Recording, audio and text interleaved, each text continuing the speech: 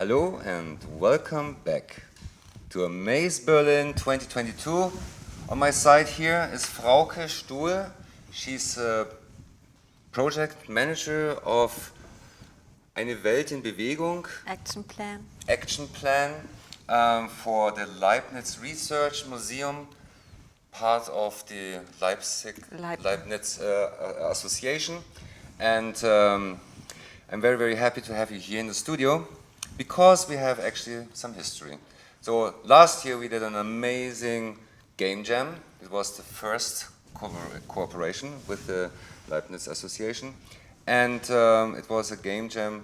It was the Amaze Museum's online game jam, and we brought game developers from all over the world together who created games with the objects and with the narratives of the museums. Frauke will tell a little bit more about it, but it was really, really good. We had 14 games in the end, and over 40 participants from all over the world. And we had a panel discussion about games in museums and playful media, and as well at the award show, you were presenting kind of the shortlist or we couldn't the best selection, or I don't know. Yes. And I think one of the games also was finished, right? Well, they were also all playable. But one and you went into production. Yeah, we will. Mm-hmm. And so last year was so good that we met again after the festival and said, oh, it was such a great experience, we do it again. Yes. Are you doing a festival? And I said, yes, I do a festival, and then, but we don't want to do a game jam anymore. So, no. But I mean, Amaze is not a game festival only, it's also a playful media festival, and we thought augmented reality is the thing. We want to talk about augmented reality. And now we are here, and we had, before the festival, on the 11th and the 12th of May, a hackathon as well with international artists. And they created augmented reality works. And that's why Frauke is now here and wants to talk about the project.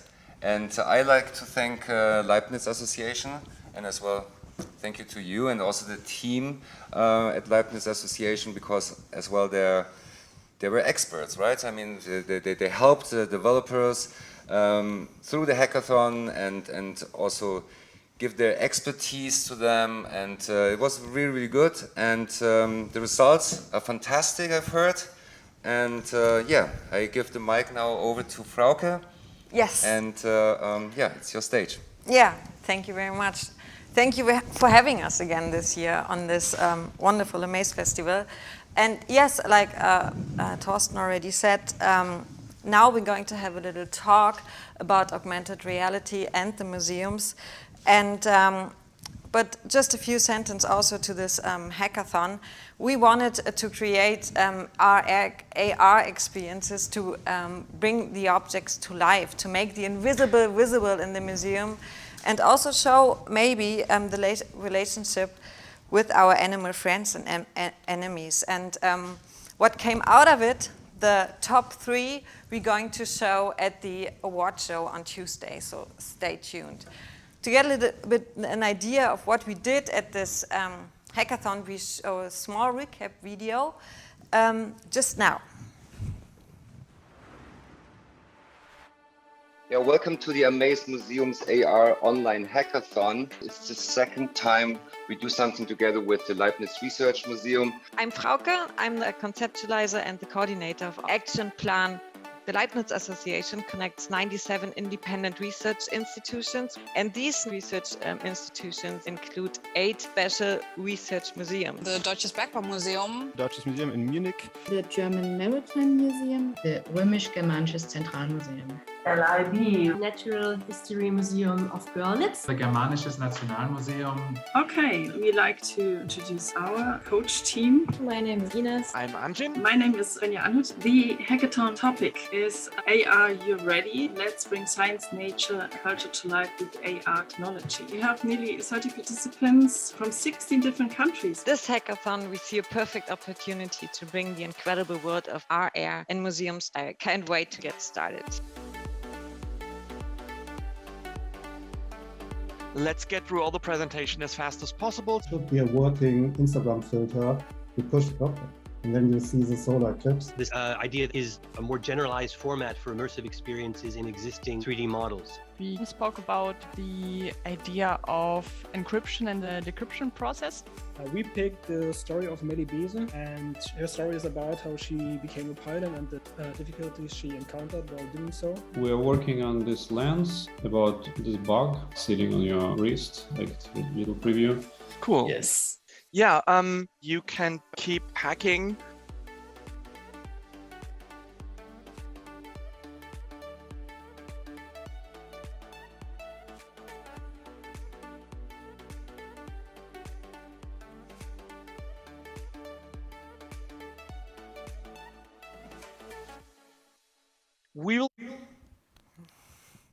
Yes, and the full video and of course the nice projects you can see on our website and as well as on itch.io.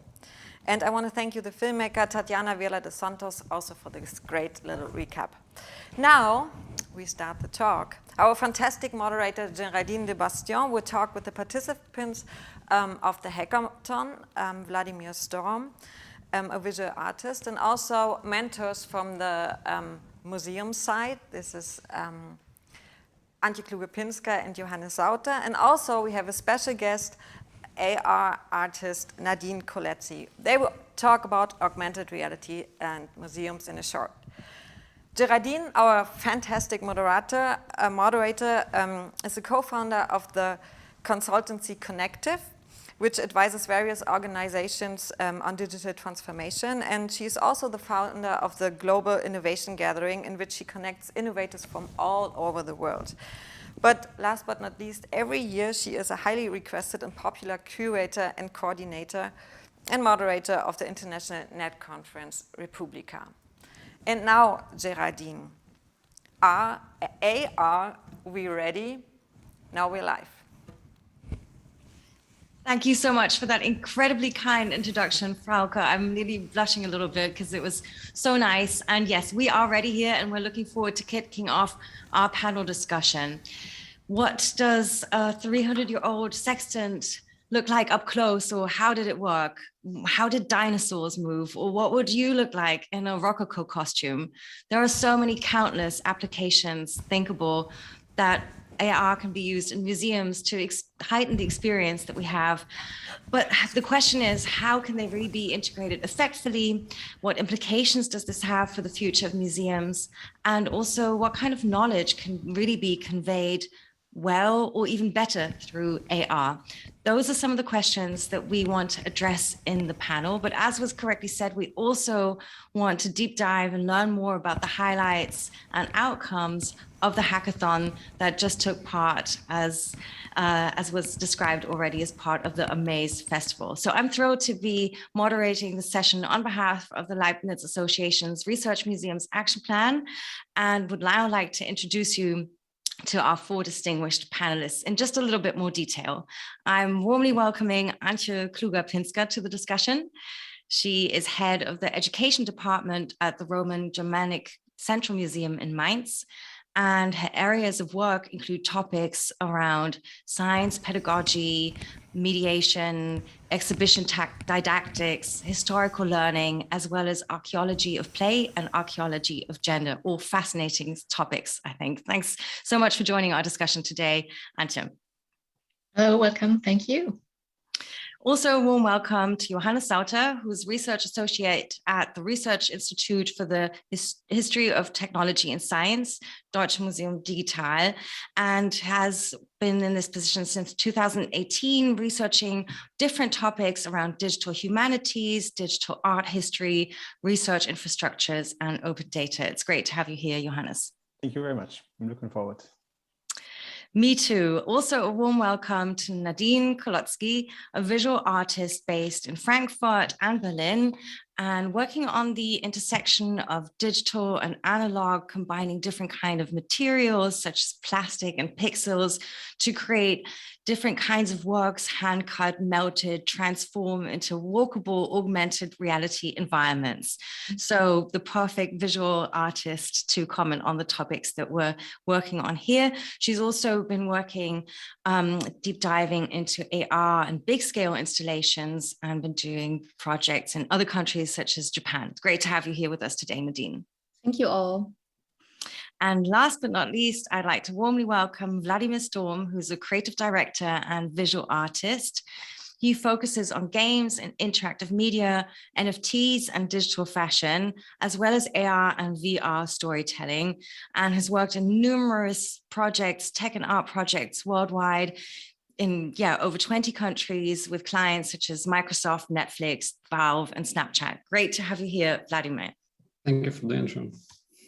So you are one of the many people who took part of the hackathon, really from all over the world. And I would love to start the conversation by learning from you. How did you even decide to take part on this? What was your motivation to join the group and be part of this hackathon?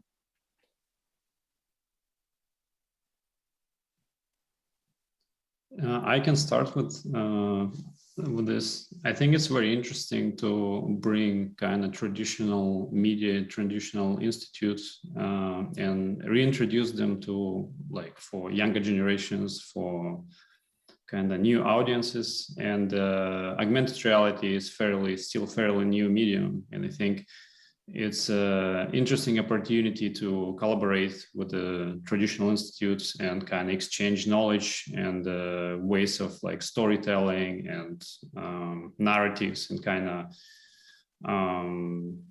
try to bring it to, like, kind of make it more contemporary and make it more interesting. So it was definitely interesting experience. Yeah. And walk me through it a little bit. What were the key outcomes, and what was also the project that you were working on as part of the hackathon? I can tell about the project. We were working as a team. When all these different museums introduced themselves, there was this one exhibition which I found quite interesting. They had all these different animals which live in the soil. But they made a kind of this big physical installation with this big box, and they also made a VR experience with all this, like, kind of soil creatures.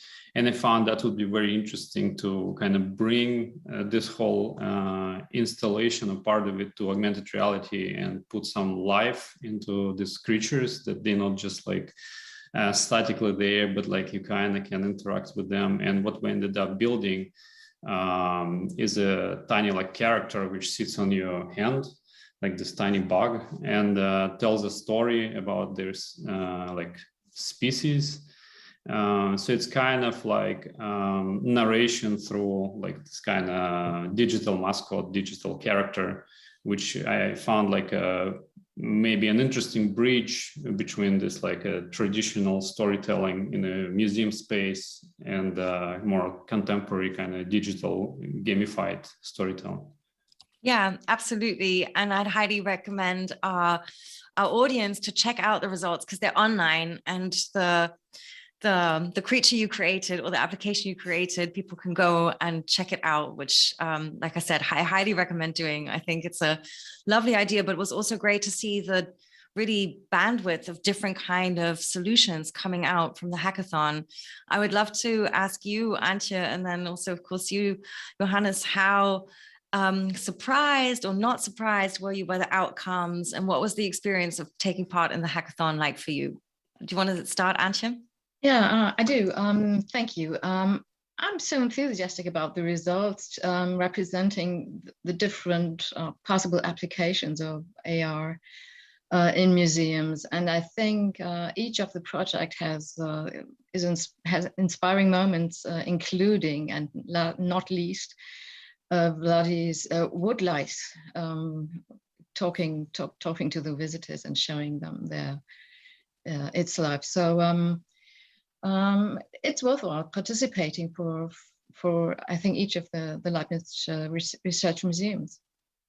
And are there things, if I can just stay with you for one more question, that you feel you will be able to take away for your work, or sort of new points of inspiration on how to look at AR? I'm imagining, due to the historical objects and the museum context that you work in, that many applications might seem quite obvious. Like I mentioned the sextant in the introduction, but maybe there are other applications that aren't so obvious as well.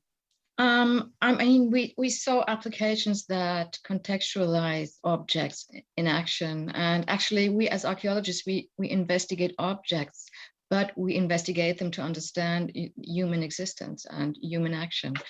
So this contextualization is important for us. That's one point. And then we have the storytelling, which is shown, among others, by Vladimir. And storytelling is a very important topic at the moment in historical storytelling, which is always critical as well, because there is always the danger of simplifying or recreating stereotypes by recounting the same stories over and over again, which is something we want to avoid. But I just think that we have examples here which show how to avoid this. And it makes me think about, well, kind of finding interesting solutions for storytelling, which fit our purpose and which fit our claim to inspire people to thought about their own lives through storytelling. Yeah, absolutely. And thank you for that classification around the contextualization and the storytelling and narrative. I think that's very helpful. Johannes, I would like to ask you also, what were your sort of key takeaways from the hackathon? Any surprises to you in the things that were created? Well, first of all, it's always interesting for us to see how a potential audience would like to engage with the museum, what they are interested in, not just what we think is important, what's the very special part that we want to transfer, that we want to teach about, but to see what's important for the audience. What do they like, and what's their narrative, so to say. And what I really got out of the hackathon was that many projects, not just Vladimir's, which was like a very good example for what many projects did, was like a really direct connection between the visitor and the object. So usually when you go into a museum, you see things, but you're not allowed to touch them, to experience them in different ways. And this bug sitting on your wrist is not standing in front of you, but it's sitting on your body, and gets like an immediate connection between you and the object, and then telling you something about itself or where it's from, the soil. And I mean, this is transferable. This could as well be a steam machine with with buggy eyes that tells you something. So from that point on, you can extend it in all directions. And it's not just one example from quite a few that really broke this gap between the object and the visitor, and like really combined them, brought them together. And this is something that struck me quite interesting, that there's a need or maybe an interest for being in touch with the object. Absolutely, and it's very nicely said, being in touch with the object, literally. I want to bring you in as well, Nadine. We've already heard from a couple of different ways that AR can be used in museum context. Why do you think it's important that these communities and cultures come together in a context like this hackathon? I want to quickly directly add to Johannes' thoughts that it is really about creating an experience and asking the users or the visitors, or give authority back to them to explore something in their own ways and perspective, and to get in touch with it is, I think, something in particular AR can do like no other medium, since it is, as the name indicates, something which brings together the world of information and digital and the here and now reality. And with the example of the bug, it is interacting on your body, so you will save it as a memory rather than an image or a film you've been watching. And that's something which is kind of connecting or how you say activating your brain cells in a different way. And I think that's particularly what a hackathon is about, that you throw in all of your ideas, that you exchange, and that you create something which is a lasting memory and also an experience which is inviting others to have the first person, how you say, take on it. So it's not something which is consumed passively. And I think there are so many qualities in those aspects. And I guess this is kind of a melting pot format, or like we mentioned it before, maybe the best soil to develop the possibilities here. Yeah. So it seems, I want to ask a question, because it seems to me that the cultural gap, let's say, isn't too big. Like sometimes when you bring together expert communities and the actual designers and technologists for a hackathon, there can be quite a big cultural gap. But Vladimir, maybe you can share your experiences, how this was in this hackathon. It seems to me like there's also already a lot of common and mutual understanding for the use of AR in museums here. Yeah, I can tell about this. I think in this particular hackathon, it was really cool to exchange knowledge and already like kind of ways of storytelling with the museum we're working with. And I want to also say there is just difference maybe in storytelling between like kind of generation, because like I've been researching a lot like lately about like kind of Gen Z, Gen Alpha, you know, like making stories or like experiences for Gen Z, Gen Alpha, basically for kids and like teenagers. And the culture of consumption, culture of kind of interaction and learning changed very a lot. Like for younger generation now, like, you know, younger people, they, you know, used to play games and use like mobile phones on a regular basis, which wasn't like, for example, even for me when I was growing up. And it's very important to understand contemporary ways of storytelling, like through video games, through interactive experiences. The knowledge could be the same. The message which museums trying to bring to the audience could be the same, but the ways of storytelling changed. And especially because the younger audience, they used to just different ways of learning, like through, like when, you know, they playing video games using augmented reality. I think museums should adapt to this new ways of storytelling, making experiences more interactive and more like gamified, and let you know, people who coming to museum be co-creators of the experience, and like kind of like that it's not should be just like kind of way that you're coming to a class in the school and you're listening. It should be like a mutual kind of interactions with the experience. And in this particular case, again, like just coming back to this hackathon, it was quite good, like the interactions and like collaborations with the museum, because the information, the knowledge we wanted to show through the augmented reality experience, it's already was there. They prepared like really cool website with all the information. We just like try to bring it to the visitor in a different way.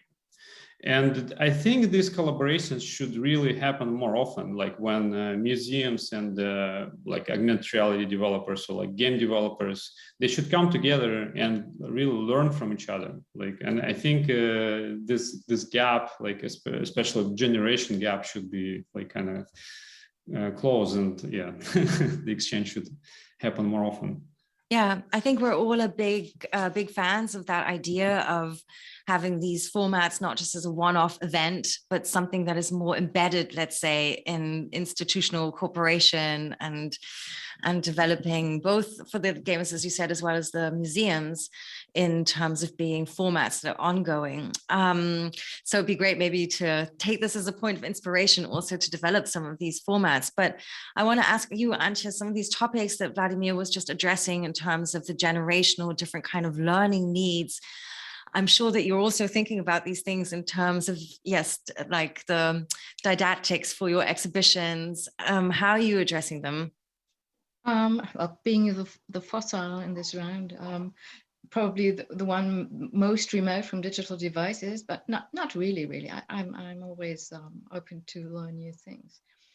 At the moment, we're just planning our new exhibitions. Actually, most of our exhibitions are closed at the moment to be reopened later on. And we do have a digital concept for the exhibition as well. Actually, augmented reality is not in the center of this concept, but interaction. And augmented reality can be one tool to not only to transfer knowledge, but also to create a level of discourse, in particular with young people.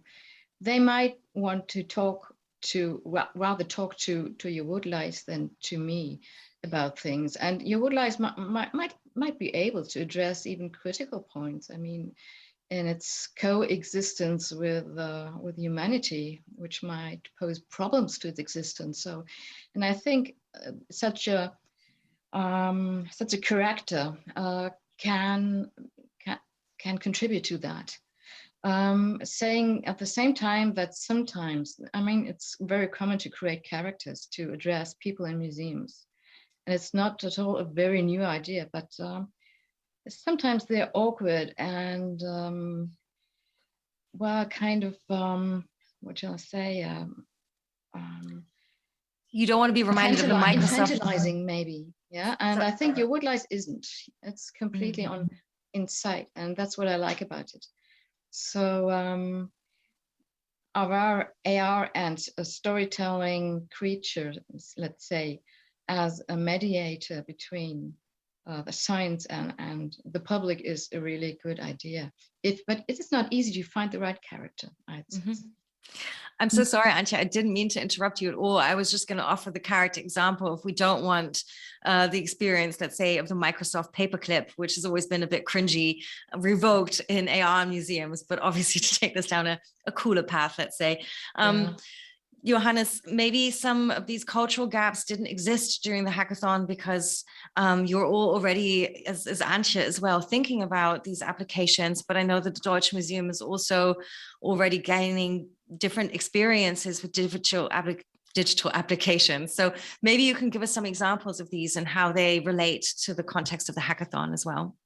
Well, first of all, the idea to get closer together with artists and in general, or 3D and AR artists is something that we are working on quite intensive in the last years. And we are about to open a media lab of sorts, which is exactly that. It's like a co-creational working space where we could invite artists and startups and all these people who are really good with the techniques and have another perspective, and we can learn from each other, and we can share our objects and share what we have, our stories, the building itself. Like, we have quite some visitors a year, and this is always a nice evaluation platform for everyone. For example, a tool it's similar to Google Street View. It's like this digital helmet with a camera, and a group walked through the whole museum and digitized the whole museum into a point cloud,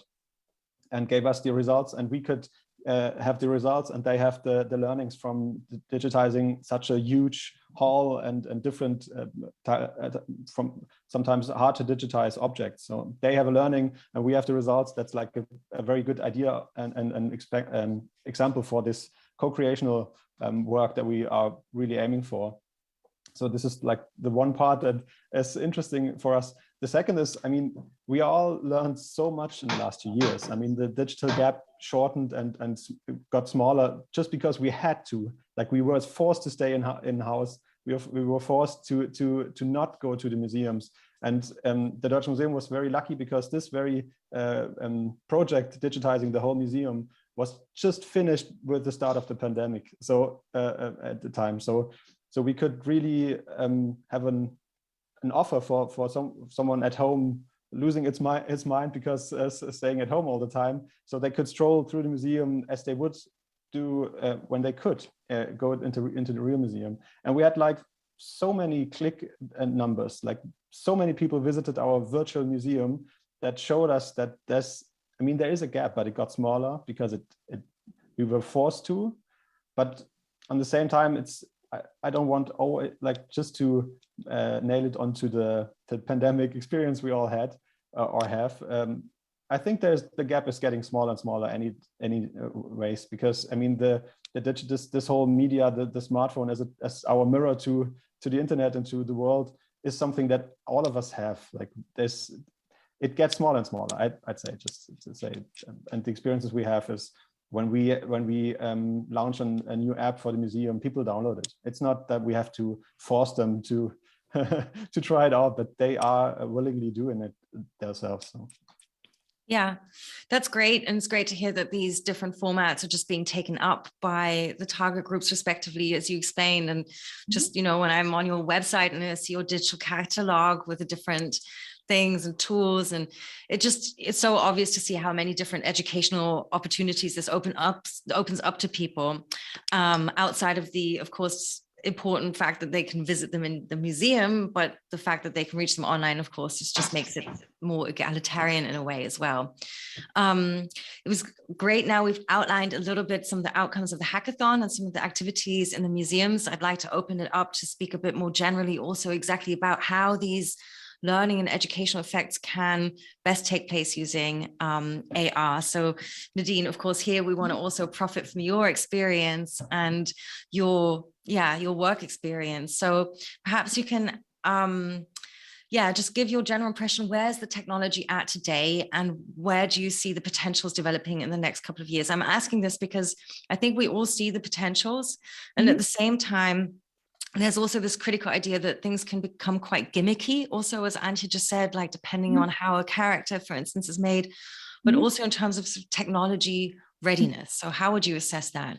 Yeah, I'm happy you brought up this question, because it actually ties in what we've been talking about before, that the pandemic forced us to work from home and live kind of a simulation of what could be. But I think AR in particular is not really simulating something. It's really creating another way of like a very physical experience. Like you have to get in touch as a body and as like a person which has a surrounding. So it's not something which is only working on a screen. It is a connecting point to the real world. And I think it's really interesting that both parts come together in this technology. And I was developing an AR treasure hunt for a museum in Solingen during the last months of the pandemic season, let's call it like that. And I think what we have to have in mind is that this medium is still very young, and to have a bigger platform with a lot of resources that is just happening now, or there are some things in development which we can witness maybe now in the next weeks.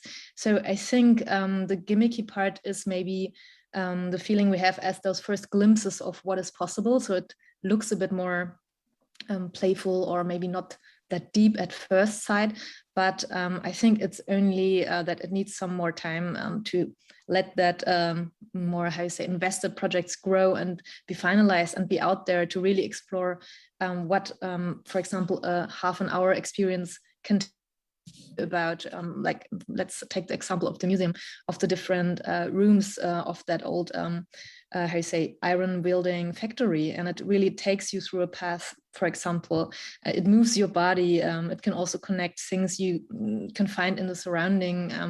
For example, I think that's maybe a leading direction that AR Hunt I was creating. It's working with an AI in the background, which is also asking you to take away the screen and focus on your surrounding. For example, find an energy source, and then you have to take a look, like, where is energy in this place? So it's not really only adding decorative assets or funny gimmicky characters, it's also leading your thoughts and your vision.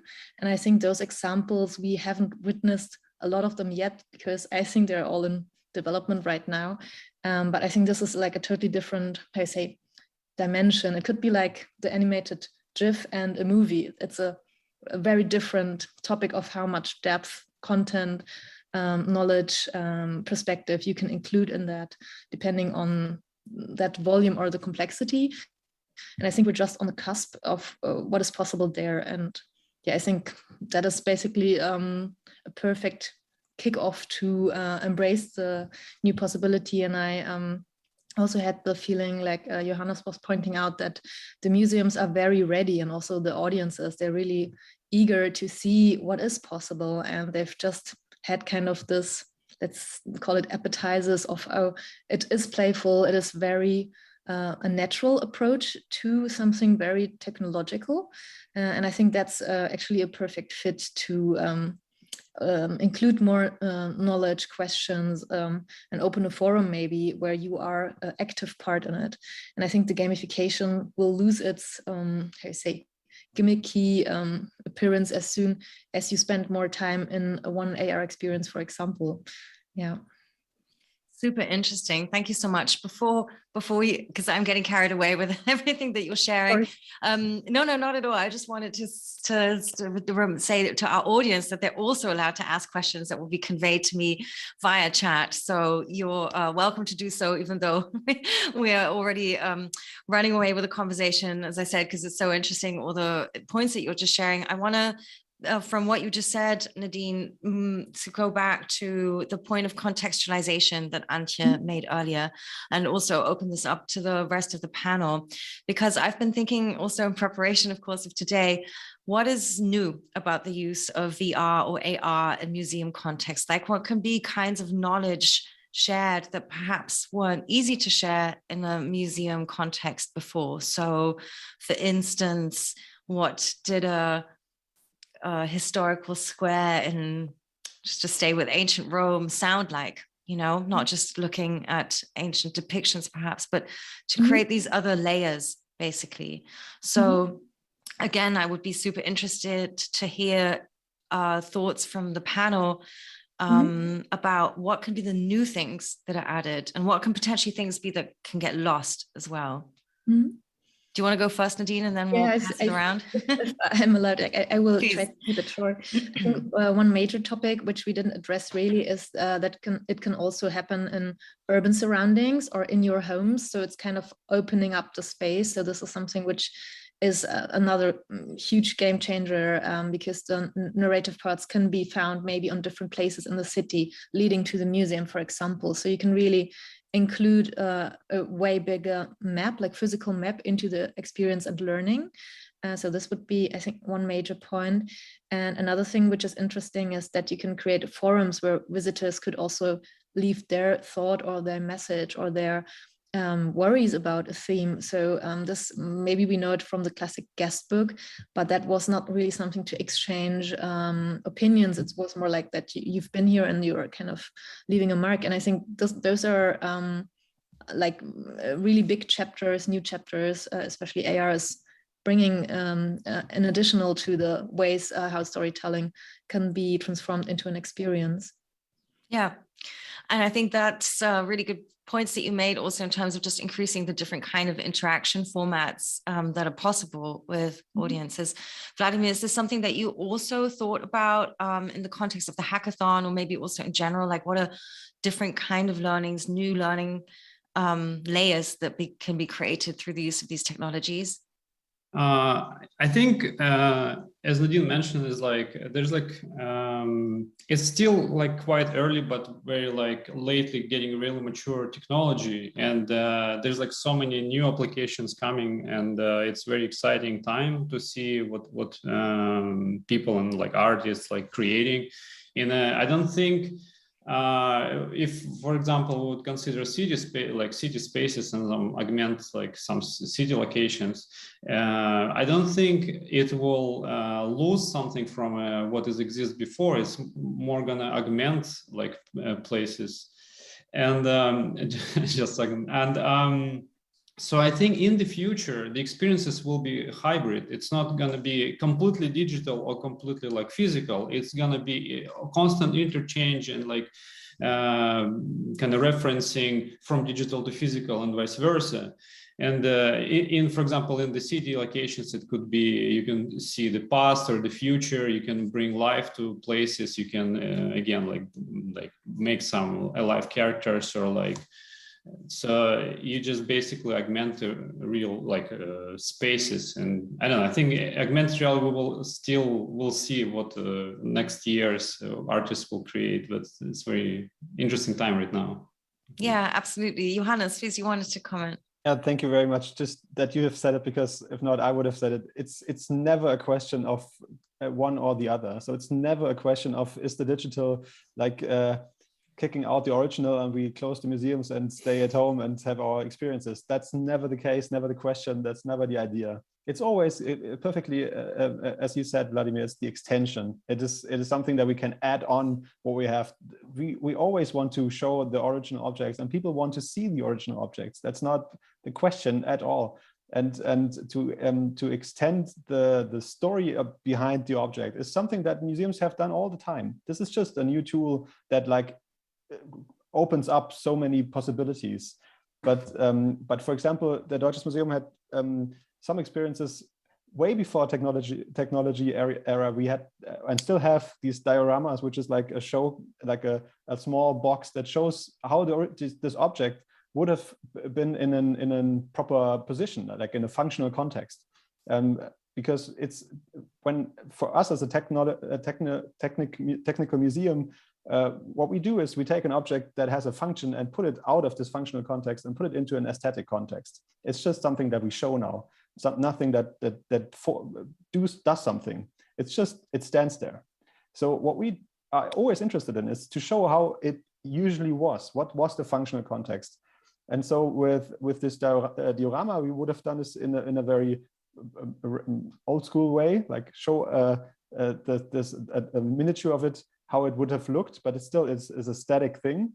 And with VR, what we've done the last years in our VR lab, what we did was taking one object and put it back into a functional context. And with the VR experiences, people could walk through this old fabric building and see how this steam machine was working and was loud. There was like an audacity, and you could hear something. So there was this trigger, and you could not smell it, but you could almost smell it, the oils and all these things.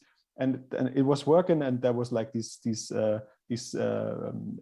that it powered, and you could see how it was. That's the original, the functional context. And so VR gave us this possibility to show the object in its proper context. And AR is giving us so much more possibilities, because now we can like use the original object and augment it with information on how it worked. For example, like show how the hot steam came in, did something, and cold steam got out, and things like that. So we can extend and augment the objects we have and put them into a functional context again. What we even can do is take the diorama, so take the thing that showed how something that we have was working, and augment the diorama. So now we can like make people walk through this tiny miniature landscape and make them do things, and that's just great. That's something that kids love, but it's also something that an adult would like to see, because it shows so much more what, like to tell the story behind the object. That's always the thing we want to do. I love dioramas. Nadine, please. Yeah, I wanted to add, there's also haptical feedback with AR. So you could add a vibration, for example, if you encounter, I don't know, maybe there are flying bugs, and if you dodge on one, you will have a haptical feedback. And I think those are like things which make it not only interactive, but multisensory. And I think this is something AR maybe brings in a different way than VR, where you kind of isolated in the glasses. So I guess this is a bit more explorative. And another thing I wanted to add is real life data. So museums are often kind of giving access or accessibility to things how they used to be, or to understand the present. There is always, of course, a connection shown to the past, but also museums could maybe embrace more what's actually happening, like live tickers, a live number is coming in, how many people are in the museum could change the acoustics, for example. So it could work with the here and now reality as a source of data and information, and visualize or make them experienceable, let's put it like that, since it's not only visually sensible. And those are things which are quite interesting, and also asking back how real can a digital component or extrusion augmentation be, if, for example, it is maybe connected to the weather outside, or if it's connected to the season, then it maybe indicates that there is a time in the digital simulation as well. So there are a lot of aspects which are just yet to come and to be discovered and included in this new ways of storytelling, especially in museums looking into the future now and not being so hesitant with their precious objects and historical houses.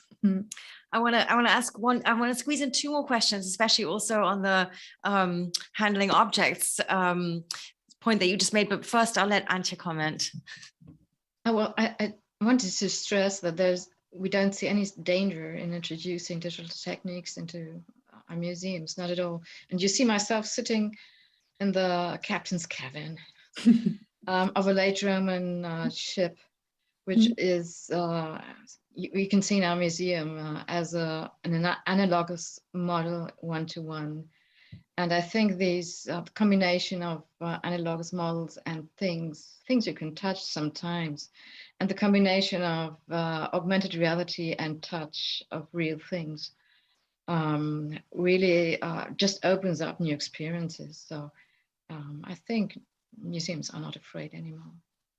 Yeah, I really also feel there's been a shift, let's say, over the last 5 years, definitely in these communities moving together, and the openness in the discussion from all sides concerned. And that's really fantastic and so encouraging to see.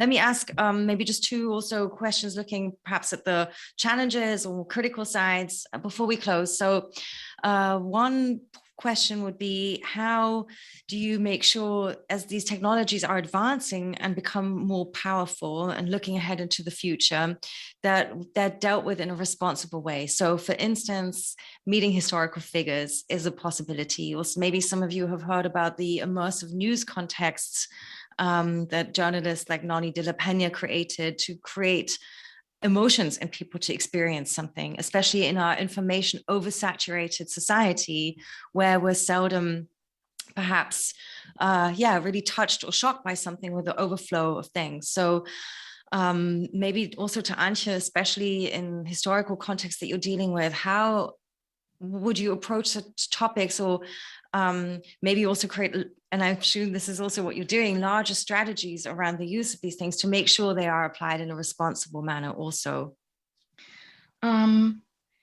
You mentioned first-person stories and historical personalities. Well, as archaeologists, we often don't have the persons, just their relics. But no matter how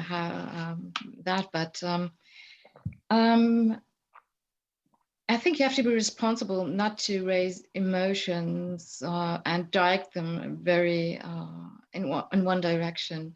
And I think storytelling sometimes, even if you want to create proximity, you have to take care of alienation as well. Like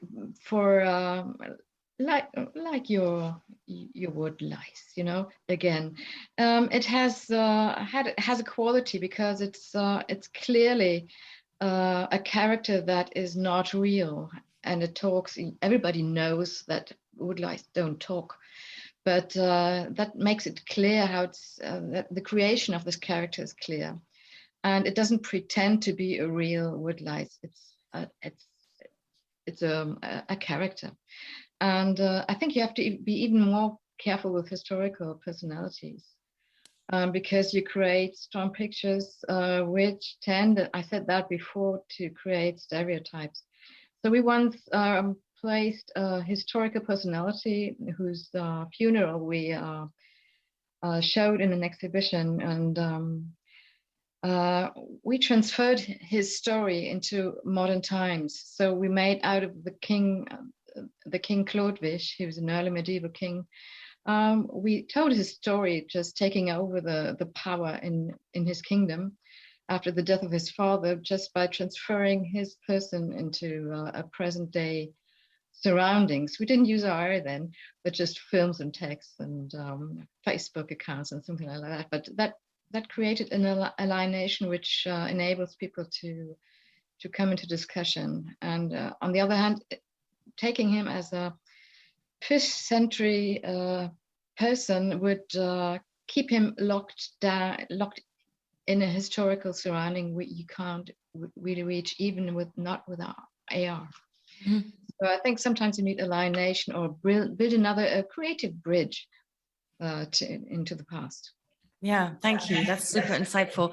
Johannes, you raised your hand. Maybe I can just connect it to the question also, which I see as one of the maybe challenges at the moment, to create capacity to handle such things also within your staff and your team. So please comment and maybe you can combine. Yeah, that's a perfect segue for me, because I wanted to add what Antje said, that it's even though this technology is AR, VR is something that we in this panel, we know this technology and we tried it. And we always, one might think that it's something everyone had a head-mounted device on and experienced it. But the truth is, or the experiences we have in our VR lab is that's not the case. Mm-hmm. So people are really, it's a new technology. I mean, as Nadine said, people are open for it, but they haven't experienced it yet. So what we have to take care of and really take care of is not just like not to overwhelm the visitor with what they can experience, because as soon as this is experience we all had in the VR lab, as soon as they have this head-mounted displays on, they're completely lost. So if you, and it starts with like the easiest tasks. If like they have this controller in their hand and they have the head-mounted displays, and through this head-mounted display they can see the controller but not their hand. This confuses people. It's the truth. Me too. Yeah. And if you like, okay, and now there's like a trigger on your index finger, and then they move their third finger or their thumb, because it's this whole finger and eye coordination that we learned for our whole life is a little stressed in this VR. So we have to take care of not to overwhelm the visitor in this VR experiences. Same applies on AR in my experiences. And as you just said, Geraldine, it is crucial to have people standing there and taking care of the visitor. Mm-hmm. So VR in our experiences is like one-to-one taking care of. Like if there's one person having the head-mounted displays on, there has to be someone from the staff from the Deutsches Museum to take care of him. And the same thing is if you just put the head-mounted displays on a podest somewhere in the museum, people will not know what to do with it. Mm-hmm. So you have to tell them the story. You have to show them how the technology works. In the Deutsches Museum, it's quite easy, because a head-mounted display for the Deutsches Museum is an object itself, because we are a technical museum. We like to show the technology changes and advances anyway. So we can show them the head-mounted displays in how it works, and then what they can see in it, how objects used to work. So we can make like different layers of explanation. But yeah, it's so important to know, and it's important for museums and for maybe funding to know that this is nothing that we can just implement and then leave people with it. It has to be taken care of. Yeah. I wish we had more time. We are running out of time. I hope we get another opportunity to continue the discussion, because for me, it's been fascinating to listen to you. I want to allow both Vladimir and Nadine a sort of one-sentence future vision closing statement, especially because on this whole user journey experience that you were just outlining, Johannes, and because you, Nadine, said something earlier about the autonomy and personalization for the user. And when you said that, I was thinking like, oh, I, for one, I really dislike these audio guides sort of, dictating you through the museum, and try to avoid them wherever possible. But I also always feel like, oh, am I missing out on something? So maybe I can ask the closing question to you, Vladimir, and to you, Nadine. What's your vision? How should this go to make sure that the AR guides we're creating are not like these audio guides? What would your alternative for this look like? Do you want to start, Vladimir, and then I'll pass it to Nadine to close with? That's not an easy one. I think like the guides and like what Johannes said, like the problem right now we have to guide people through the experiences. I think it's a generation problem in the first place, because I've been exhibiting VR pieces and AR pieces for the last like 7 years, and younger generation kids, they usually don't have problem with experiences, because they're used to video games, they're used to like mobile phones, they're used to all these devices, and it's like for them it's way more easier to dive into the new experiences, and we still need guides to bring older generation people to this technology. But like, I think it's the same what happened with mobile phones and with everything else. When the technology is more mature, when younger generation will grow up with this technology, there won't be this problem, and it's the same will be like with video games. And I think in the future it will be way easier. We won't have all these problems. Right now it's just a transition and kind of baby steps kind of technology. Thank you, Vladimir. And then for the closing, over to you, Nadine. Yeah, I think I would point out isolation versus community, because I think this audio guides you mentioned, but also VR, from my perspective, is something which is kind of shielding you away from the others, and maybe you're in the museum by yourself, or maybe you're there with friends, colleagues, a family. And I think it's always a scary moment to be somewhere alone, especially if it's a new technology. And I think augmented reality is kind of doing the opposite. It's opening up kind of a playground, inviting others to participate. Often you can share a moment or an effect together, or it has a reference to your surroundings. So I would kind of, which might be a radical position, put them as opposite angel devil, kind of like, how you say, antagonists, and both have their qualities depending on what you want to say. If you want to simulate something in a very intense way, maybe VR is better, but I think AR is kind of inclusive, and I think that's why it has maybe more potential for the future, or it's something which will surround us and connect us also, and that's a big quality. What a beautiful sentiment to close on. I'd like to thank the four of you so much for sharing your insights and experiences. It was fascinating to listen to. And of course, a big thank you to Amaze Festival and Leibniz Association Research Museum Action Plan for making this session possible. I hope you enjoy the rest of the day. Thank you all. Thank you very much. Bye-bye. Bye. Bye-bye. All right. Well done. Oh, I don't know what the other things, but I loved it. I wish we had a meeting to listen to all of you. And one of my most interesting spent hours. That's for sure. Yeah, really, I really liked it.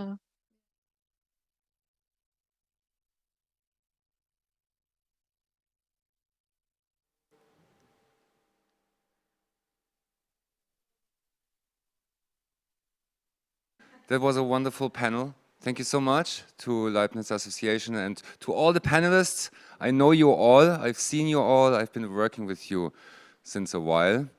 That was not the last session. So Ryder says no, there is definitely another session. And there is another session, but we're gonna get rid of this now first, and then we make it a little bit more easy for us. A little bit more loungy, and then and then we have Mary Flanagan, and I can't wait for that. I think we do a proper announcement in 5 minutes. Okay? Cool. See you soon.